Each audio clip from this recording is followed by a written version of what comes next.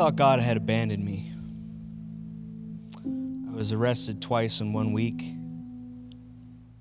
I tried to end my life. Today I'm working on being a pastor. That doesn't make sense unless I've got Jesus.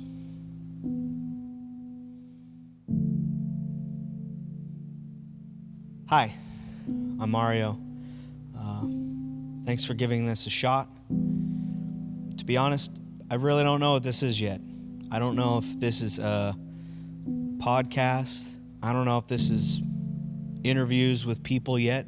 But this is just having honest conversations about where people were met by Jesus in their broken lives. And it's certainly not self-help. It's certainly not a theology podcast. And it's certainly not politics. So why the name? Well, most of life doesn't happen on the cross. It happens across from the cross. Happens in hospitals or prayer meetings or recovery rooms or jail cells. Meaningful conversations, right? It happens in the places where people wrestle with grace. So a little bit about myself. I grew up right here in this church. Started going here when I was 8 years old. Was climbing on the roof of this place, skidding down, then running in these halls, going to youth group, and then left for the military. Marine Corps, hoorah. Spent the better part of the Marine Corps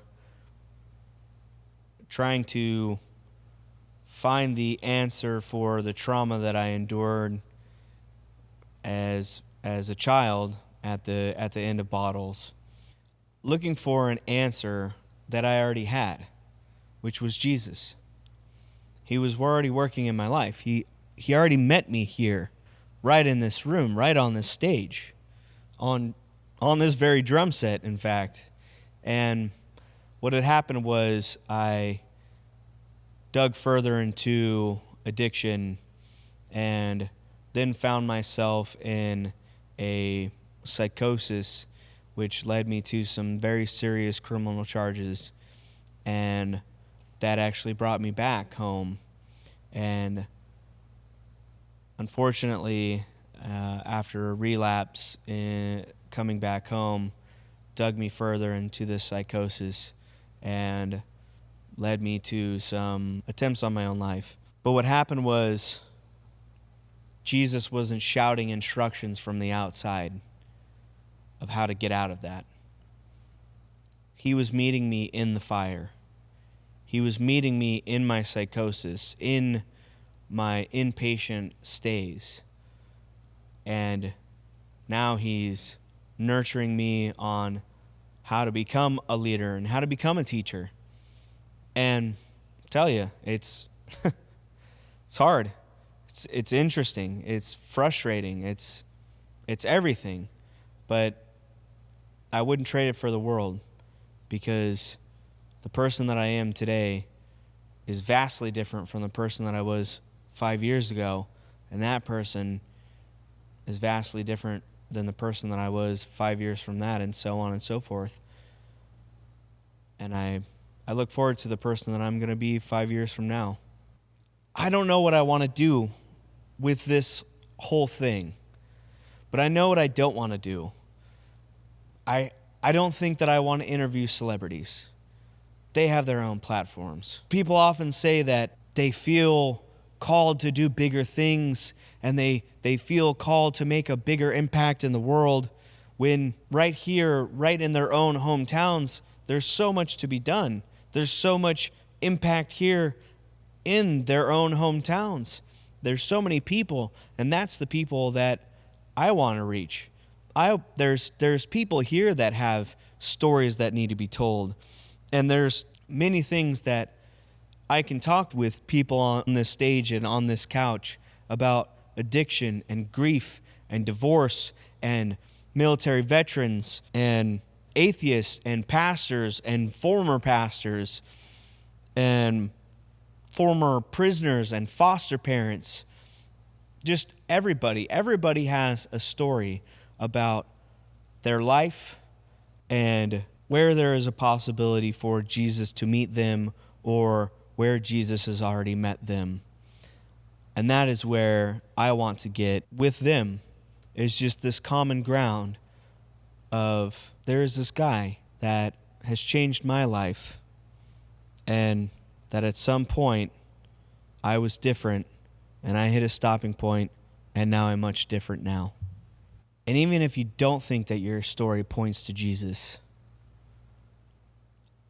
come on, sit down. I think you'd be surprised at how much that it does and how much that he's reaching out. So here are a few things that I can promise. Real conversations. No pretending, no Christian cliches, crying, laughing, awkward silence maybe, and always bringing it back to Jesus. And always bringing it back to the cross. And why now? I honestly don't know. But I think I do know. Even just getting this started today has been hectic. There's been bumps in the road. I started this adventure at 10 o'clock and it's 3 o'clock now. Do the math. And it's because I was close to losing everything. And I've gotten everything back and more. And 8 days from now, I'm welcoming my son into this world. And that alone is a miracle in itself. That I have been afforded a second chance at life and now have the miracle of life given back to me and my son. So I would like to bring on people who have been given a second chance and just talk. Because if he can redeem me, maybe he can redeem you, whoever you are. Because whoever you are, whether you're a lifelong Christian, someone that's new to faith, angry at God, in recovery, been sober your whole life, everyone in between, you're all welcome here. Pull up a chair or a couch. And thanks for being here. This is Across from the Cross.